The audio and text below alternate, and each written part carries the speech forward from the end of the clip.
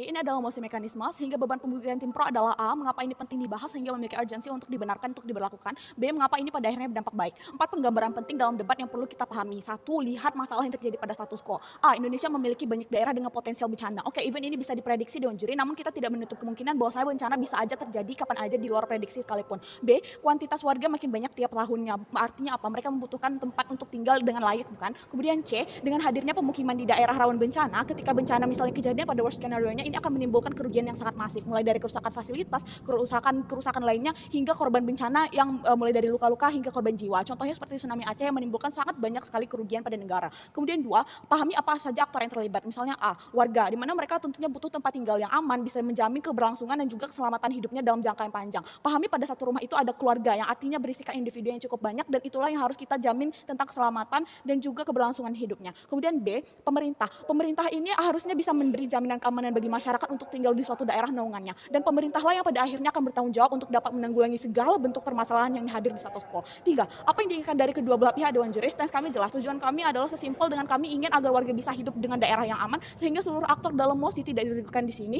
untuk menanggulangi worst case bila terjadi bencana. Oke, 4, Dewan Juri sadar ini mosi mekanisme, sehingga mekanisme kami yakin dan percaya bahwasanya kami bisa menyelesaikan masalah-masalah yang ada di status quo pada mosi. A, bagaimana kami melarangnya? Yakni dengan melegalkan pembuatan pemukiman di daerah rawan bencana sekurang-kurangnya dari radius 5 sampai 10 km.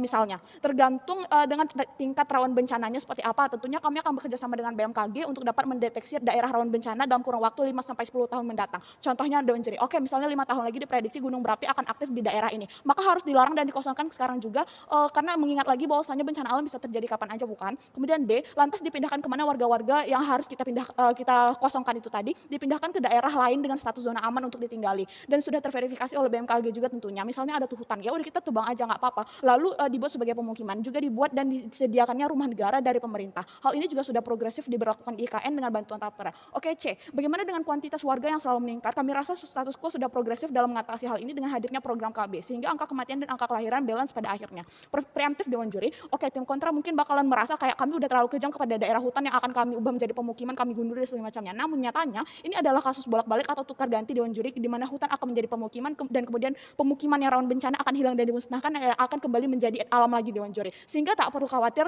tentang bagaimana alam-alam yang akan terjadi di sana, karena kami juga akan memperhatikan atau memperkirakan terkait hutan apa yang ingin kami ubah menjadi pemukiman baru tersebut. Oke, selamat datang di dunia argumentasi kami.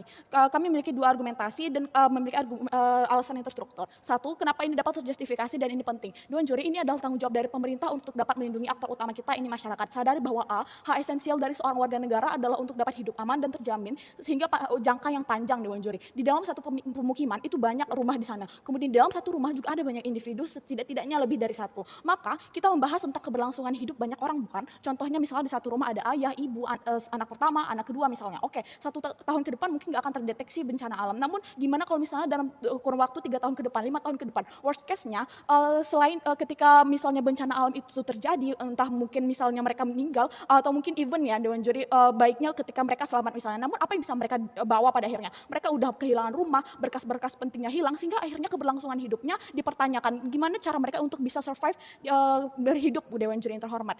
Secara prinsip, hal inilah yang harusnya dibuat usaha preventif untuk dapat dicegah, karena inilah tanggung jawab dari pemerintah dan moralnya pemerintah yang harusnya bisa menjamin suatu keamanan dan kesejahteraan bagi rakyatnya, bukan?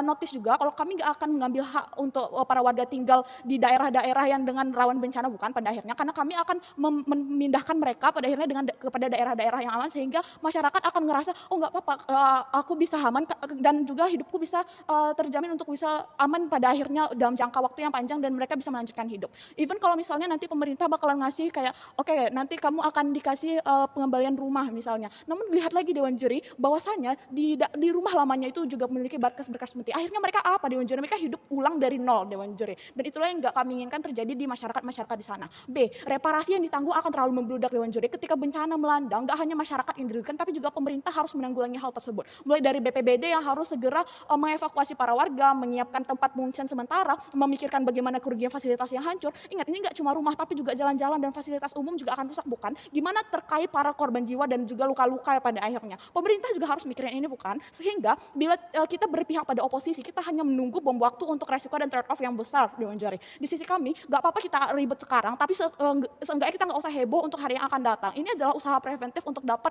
mencegah hal-hal tersebut. Toh kalau misalnya kita membahas dana, nggak apa-apa, ini memang urgent diberlakukan sehingga nggak masalah. Dan skenario di oposisi juga akan sama, bahkan terjadi 2 kali lipat. Karena satu, mereka harus menanggung kerugian yang hanya terjadi di sisi mereka jauh lebih banyak. Kemudian kedua, mereka harus menanggung dana untuk mereparasi kerugian tersebut. Dana akan lebih banyak keluar, bukan? Padahal bisa dialihkan ke sektor-sektor lain yang lebih penting seperti misalnya pendidikan, kesehatan, dan sebagainya macamnya. Dua, kenapa implikasinya justru baik? Dewan Juri kami akan bermain di segi aktor. Misalnya masyarakat. Masyarakat bisa hidup aman Dewan Juri tanpa cemas soal tempat tinggal. Ketika di status quo mereka cemas dan worst case-nya kalau misalnya kejadian bencana alam, mereka harus terpaksa mengungsi, bukan? Bingung mau tinggal di mana, berkas mereka rusak dan juga hilang, hingga harus menerima kenyataan bahwa orang tersayang akhirnya sakit atau luka-luka dan juga kritis, sehingga bahkan meninggal dunia. Notice dalam satu keluarga bisa aja bukan ada orang dengan usia non produktif, misalnya ada kakek ataupun nenek, misalnya terjadi sebuah bencana alam, jadinya susah dievakuasi karena gerak-geriknya yang udah gak gesit lagi, bukan? Atau misalnya anak-anak nanti yang bakalannya susah untuk diatur, sehingga apa Dewan Juri, bisa aja mereka meninggal dalam suatu kasus bencana alam tersebut karena mereka tinggal di dalam satu rumah dan mereka terperangkap di sana. Atau misalnya ada orang yang sedang tidur tiba-tiba harus tertimpa dengan bangunan-bangunan karena gempa, kita nggak ada yang tahu, bukan Dewan Juri? Belum lagi even pun mereka selamat, kami rasa akan meninggalkan trauma mendalam, traumatis pada orang-orang yang mengalaminya, terutama pada anak-anak, bukan Dewan Juri? Di mana mereka harus berpikir seperti, oh aku trauma nih kemarin, aku hampir aja tertimpa bangunan itu, even mereka selamat, mereka tetap ada memiliki traumatis, sehingga inilah yang ingin kami cegah. B, pemerintah. Oke, kerugian yang udah saya bahas sebelumnya mengenai reparasi, kepusingan hingga pada dana yang terpaksa dialokasikan di sini, ada hal yang juga di mana ketika pemerintah juga rentan mendapatkan hujatan bila worst case-nya ini terjadi, di mana